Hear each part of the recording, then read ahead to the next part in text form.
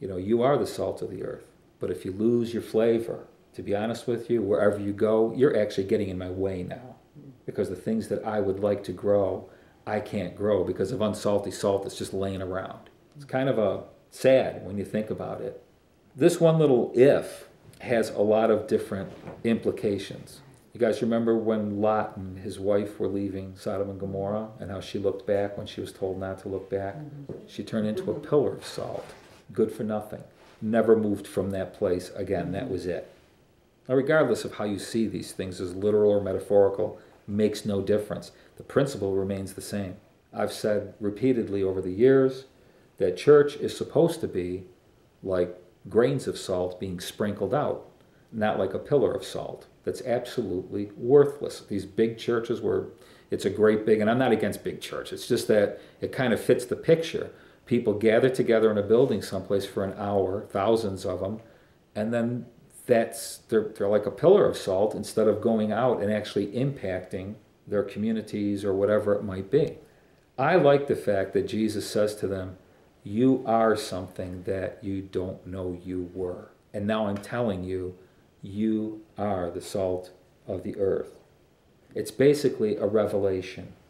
He speaks this word of revelation into them, of the unknown, of their potential. He raises their level of awareness. It's very powerful when you think about it. You are the salt of the earth. By the way, to lose flavor is to have a revelatory word like that. You are the salt of the earth. You have been created to influence, to change, to flavor, to have the Spirit of God, the Spirit of truth, the Spirit of grace speaking through you. Now, this whole thing, to have this revelatory, this revelation, this word of revelatory potential for all the things we're saying about salt, and to lose it, which basically means to reject it. When you reject it, you're starting to reject your actual saltiness, so to speak, your flavor. You're not developing that revelatory potential, if you would. The revelation that Jesus brings, we hear that, not here, we read in Hebrews 4:12 about the Word of God being sharper than a two-edged sword. Mm-hmm. That truth is supposed to cut through all the other words that we've taken on board about who we are. And Jesus brings a revelation, he brings a truth that cuts through that and says, wrong, you are not this, you are not that. That word cuts through it. It's meant to. It's supposed to wipe out all the other evaluations that, whether spoken through demonic forces, through authority figures, parents, teachers, whatever, it's supposed to cut through all that. When it says you have value on this earth, you are a benefit to this planet, you are not a liability. And all those things that come, those are all the things that the truth, the revelation, is calling to task. If we played this thing that we're doing here, the recording, repeatedly, and you heard me saying it repeatedly, it would have an impact. If you got in a place with God on a daily basis where God is saying to you, Steve is speaking the truth to you, this is truth, you are meaningful, you are important, you are my son. This is not an if you are the son of God, you are the son of God.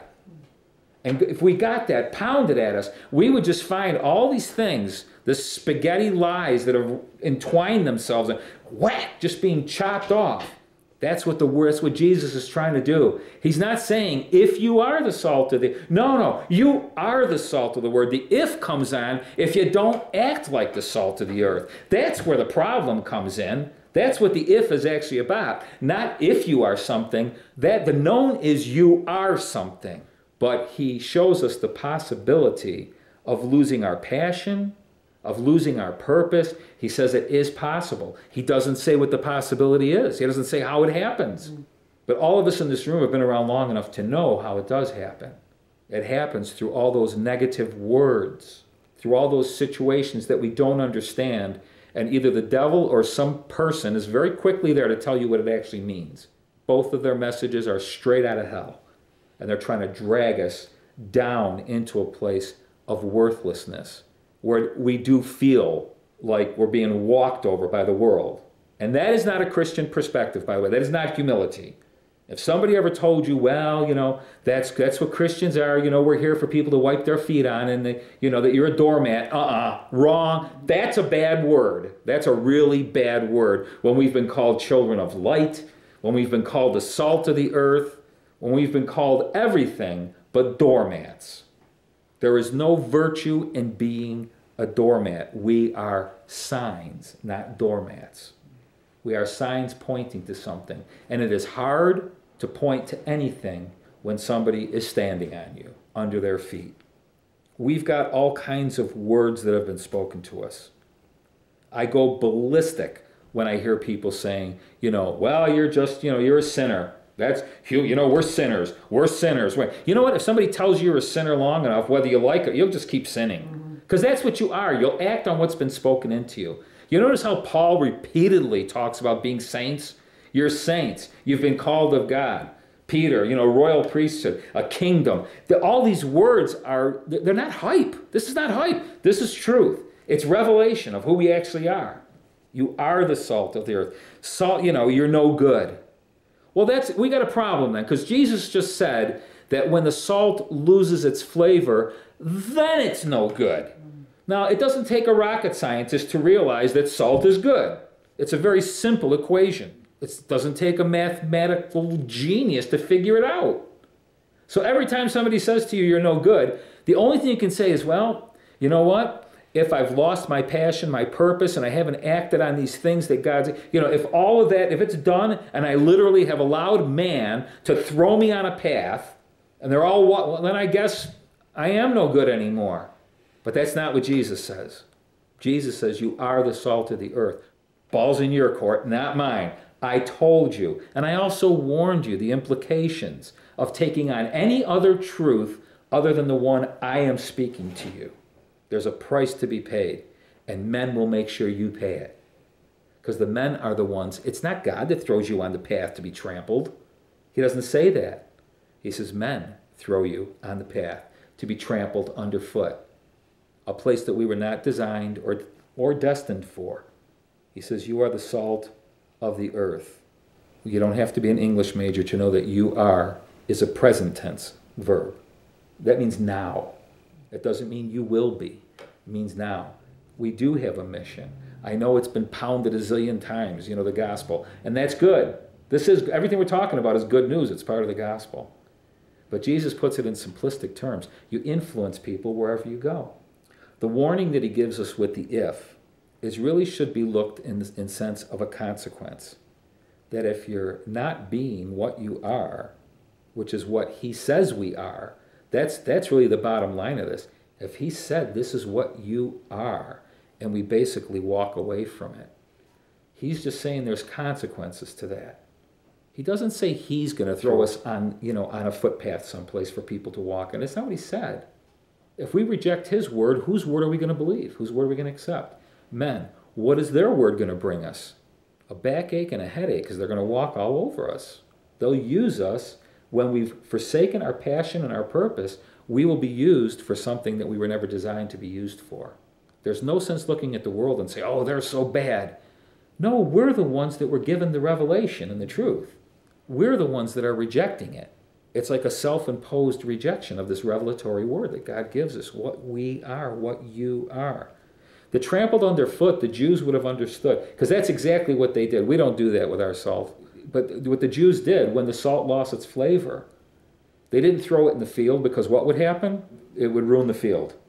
So what they did was they just threw it on a footpath, and people walked on. That's what they did with their wasted salt. It just went on the footpath that people walked on. So they understood the metaphor very clearly, that the Roman Empire that was occupying, the Pharisees, there was a lot going on that beat these people to a pulp.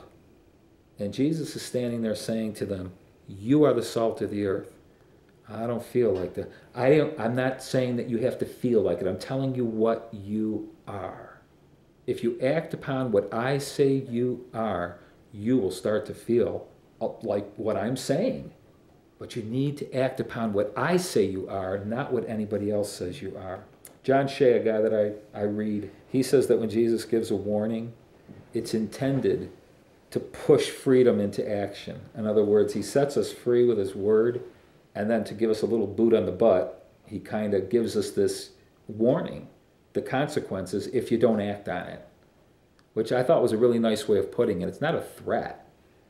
It's just a warning that hopefully will motivate us to start acting like who we really are. Something I didn't mention about a benefit to the earth, I think is a, a blind spot in our Christianity, in the sense of this, that, we all agree and recognize that we were commissioned to take care of this planet way, way, way back a long time ago. And I just finished this book. I enjoyed it. And he says something right at the end of the book talking about what he calls creation care. Because if we're the salt of the earth, that has two implications. The people on the earth, but also the earth itself. Because he could have said, you are the salt of the world. Like, for God so loved the world. That's not to say he doesn't love the planet, but the context is the world, the people in the world, the nations. Whereas Jesus says, you are the salt of the earth. He's referring to the ground that we walk on, metaphorically speaking, so it can be applied to people as well as the planet. This is what this guy wrote. Who we believe we are as a race has significant influence on how we interact with the world around us, which is what we're saying here this morning. It is interesting that both militant atheists and fundamentalist Christians might agree in a full exploitation of the environment. He goes on to say, atheists, they would look at exploitation of the planet because one's own self-interests are all that matter. That's what he says about atheists. Christians, who believe that the earth is doomed for destruction anyway, so there's no need to exercise care for it. Yet, at the same time, atheists could be concerned about earth keeping because they take the long view on human existence. Christians should care about the environment because we have come to understand that God has appointed us as caretakers of this world. As his vice regents, he calls us, we have been charged with subduing and ruling, but that leaves no room for exploitation or abuse. We have the responsibility to maintain the space that is ultimately sacred and ultimately his. Now, I read that because I don't think we think like that very often, how we're really taking care of the environment. I think we think about stewardship with money, he's given us, or our homes and stuff, but the actual environment. And it struck me this last week when we are the salt of the earth. How well am I taking care of the earth? And I'm not talking about throwing chemicals on my lawn so it's greener.